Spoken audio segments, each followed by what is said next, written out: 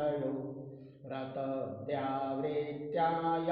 चकितमभिधत्ते श्रुतिरपि सकस्य स्तोतव्यः कतिविधगुणः कस्य विषयः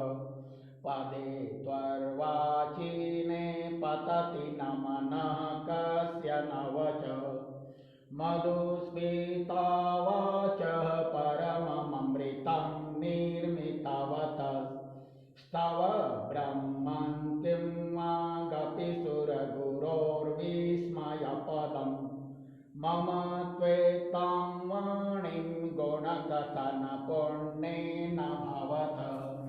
पुनामीत्यर्थेऽस्मिन् पुरमथनबुद्धिर्ववसितां तवैश्वर्यं यत्न जगदुदय रक्षा प्रलयकृत् त्रयीवस्तु व्यस्तं त्रिशषु गुणभिन्नासु तनुषु अवव्यानामस्मिन् वरदरमणीयामरमणिं विहन्तं व्याक्रोशिं विदधतैहैके जडधियः किमिह किं कायः सकलु किमुपायस्त्रिभुवनं किमाधारो धाता सृजति किमुपादान इति च अतर्केश्वर्ये त्वय्यनवसरदुस्थो हतधियः कुतर्कोऽयं काश्चिन्मुखरयति मोहाय जगतः अजन्मानो लोकः किमवयववन्तोऽपि जगताम् मधिष्ठातारं किं भवविधिरनादृत्य भवति अनीशो वा कुर्याद्भुवनजनने कः परिकरो यतो नन्दास्त्वां प्रत्यमरवरसंशेरत इमे त्रयीसाङ्ख्यं योगः पशुपतिमतं वैष्णवमिति प्रभिन्ने प्रस्थाने परमिदमदः पथ्यमिति च रुचीनां वैचित्र्याद्रजुकुटिलनानापथजुषं नृणामेको गम्यस्त्वमसि पयसामर्णव इव मोक्षः खट्वाङ्गं परशुरजिनं भस्मफणिना कपालं चेति तव वरदतन्त्रोपकरणं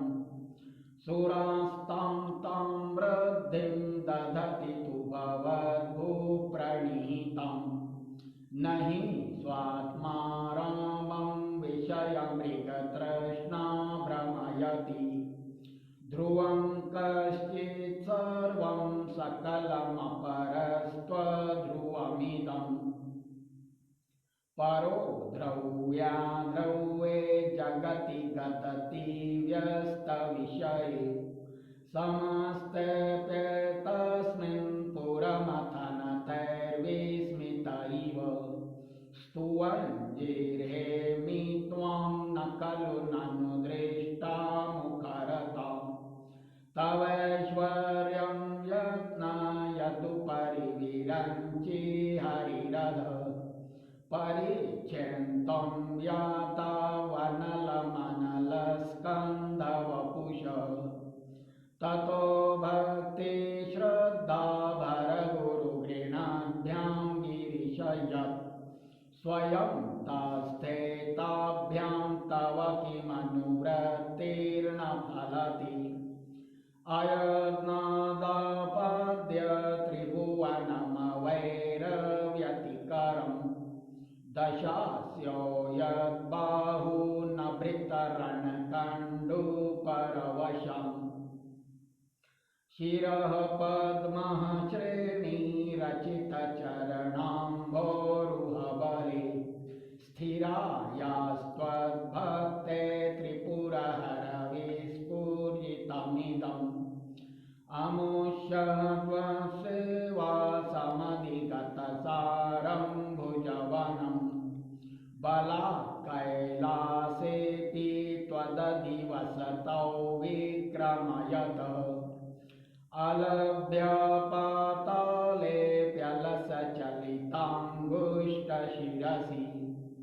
प्रतिष्ठा त्वय्यासि ध्रुवमुपचितौ मय्यतिकर यद्रद्धिं सूत्राम्णो वरद परमोच्चैरपि सति मधश्चक्रे बाणः परिजनविधेयस्त्रिभुवन न चित्रं तस्मिन् वरिवसितरि त्वच्चरणयो न कस्याप्युन्नते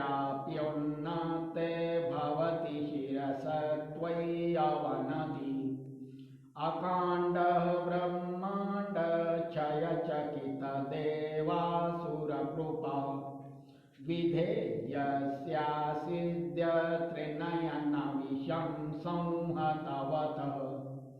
सकल्माशः कण्ठे तव न कुरुते न श्रियमहो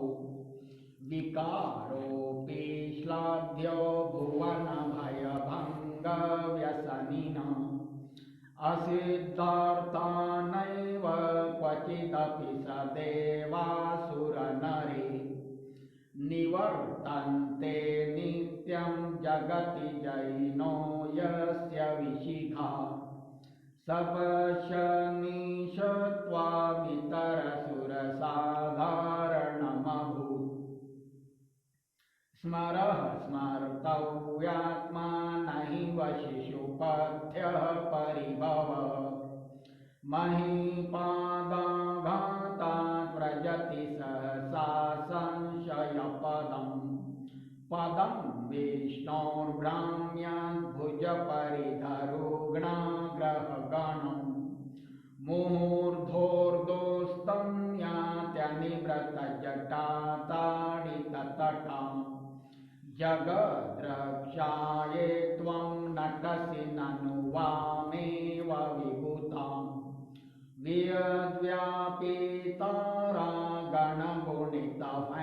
वियद्व्यापितारागणगुणितफैनोद्गमरुचि प्रवाहो वारां यः प्रशतलघुदृष्टः शिरसि ते जगद्वीपाकारं जलधिवलयं तेन कृतमि त्यनेनैवोन्नेयं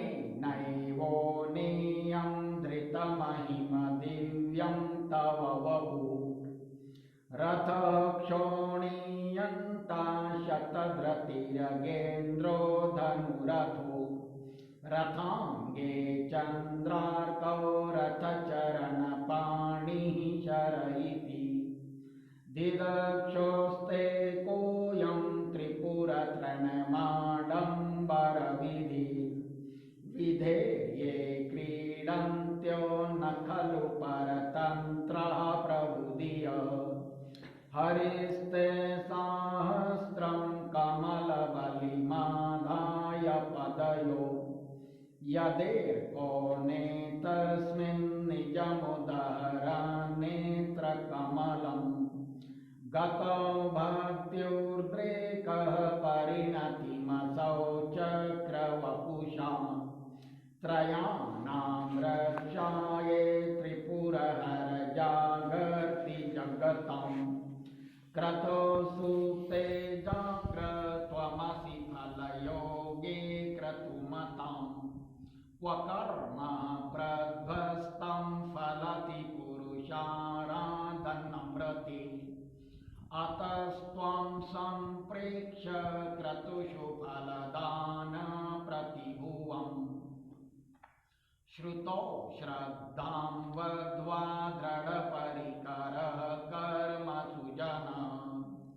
क्रियादक्षो दक्षः क्रतुपतिरधीशस्तनुभृता वृषीणामार्तिजं शरणदसदस्याः सुरगणाः क्रतुव्रंशस्त्वत्तः क्रतुफलविधानव्यसनिनो ध्रुवं कर्तुः श्रद्धा विदुरमभिचाराय हिमखा प्रजानाथं नाथ प्रसवमभिकं स्वां दुहितरम् गतं रोहिद्भूतां मृगमयिषु मृष्य पुरुषस्य वपुषा धनुष्पाणेर्यन्तं दिवमपि सपत्राकृतममुं त्रसन्तं तेऽद्यापि त्यजति न मृगव्याधरभस स्वलावण्यशंसाधृतधनुषमह्नाय तृणवत् पुरः प्लोष्टं दृष्ट्वा पुरमथनपुष्पायुधमपि यदि स्त्रीणं देवीयमनिरतदेहार्धघटनाम् दवैति त्वामद्धावत वरदमुग्धायुवतय श्मशानेष्वा क्रीडा स्मरहरपिशाचः सहचरा चिता भस्मालेपः स्रगपि न करोति परिकर अमङ्गल्यं शीलं तव भवतु नामेवमखिलम् तथापि स्म तॄणां वरद परमं मङ्गलमसि मनः प्रत्यच्चित्ते सविधमवधायात्तमरुतः प्रहस्यद्रोमाणः प्रमथसलिलोत्सङ्गितदृश यदालोक्याह्लादं हृदयैव निमज्यामृतमये दधत्यन्तस्तत्त्वं किमपि अमीनस्तत्किल भवान् त्वमर्कस्त्वं सोमा त्वमसि पवनस्त्वं हुतवः त्वमापस्त्वं व्योमा त्वमुधरणिरात्मा त्वमिति च परिच्छिन्नामेवं त्वयि परिणता बिभ्रतु गिरं न विद्मस्तत्तत्त्वं वयमिह तु यत्त्वं न भवसि त्रयीतिस्रो वृत्ति त्रिभुवनमथो त्रीनपि सुरा